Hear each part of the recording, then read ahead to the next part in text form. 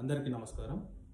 దక్షిణాఫ్రికా పోరాట యోధుడు, వర్ణ వివక్షకు వ్యతిరేకంగా ఎన్నో సంవత్సరాలు పోరాటం చేసి దాదాపు 27 సంవత్సరాల పాటు జైలులో ఉండి 1994 సంవత్సరంలో తొలి నల్లజాతి దక్షిణాఫ్రికా అధ్యక్షుడిగా ఎన్నికై తమ దేశంలో నల్లజాతీయులకు ఎన్నో సమాన హక్కులు కల్పించిన పోరాట యోధుడు నెల్సన్ మండేలా జన్మదిన సందర్భంగా ఈరోజు మనం ద నెల్సన్ మండేలా డేను జరుపుకుంటున్నాం. ముఖ్యంగా నెల్సన్ మండేలా గురించి చెప్పాలంటే దక్షిణాఫ్రికాలో ఎంతో వివక్షకు గురైన నల్ల జాతీయుల తరపున పోరాటం చేసి అక్కడ ఆ పోరాటం అనేది ఆఫ్రికా ఖండంలోని నల్ల జాతీయులకు ఎంతో స్ఫూర్తిగా నిలిచి దాని తదనంతరం ప్రపంచవ్యాప్తంగా నల్ల జాతీయులకు ఎంతో ధైర్యాన్ని ఇచ్చిందంటే అది నెల్సన్ మండేలా యొక్క పోరాటమే. అతను దాదాపు 27 సంవత్సరాల పాటు జైలులో ఉండి జైలు నుంచి తిరిగి వచ్చిన తర్వాత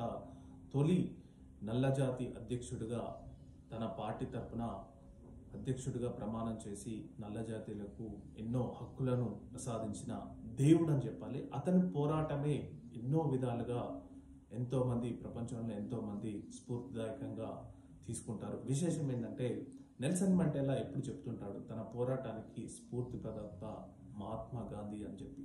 సో ఈరోజు ద నెల్సన్ మండేలా డేగా ప్రజెంట్గా జూలై 18 రోజు జరుపుకుంటున్నారు. సో అతని జయంతి సందర్భంగా అతను చేసిన పోరాటాలు ప్రపంచానికి కాగా మానవాళికి ఎంతో స్ఫూర్తిదాయకం అని చెప్పి మనమందరం గుర్తు చేసుకుందాం.